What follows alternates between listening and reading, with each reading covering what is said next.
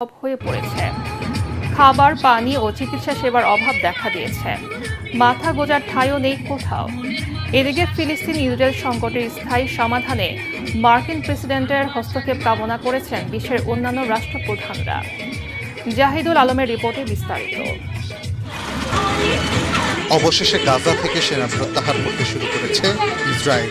তবে এখনো অবরুদ্ধ উপত্যকার 20%-এরও বেশি এলাকা দখলদার বাহিনীর নিয়ন্ত্রণে। গাজায় চলমান ইসরায়েলের আগ্রাসনের পর থেকে সেখানে পরিস্থিতি প্রতিনিয়ত আরো অবনতির দিকে যাচ্ছে। বলতে গেলে গোটা উপত্যকা পরিণত হয়েছে ধ্বংসস্তূপে। তবুও সেই ভাঙা ঘরে ফিরতে পেরে আনন্দিত গাজাবাসী।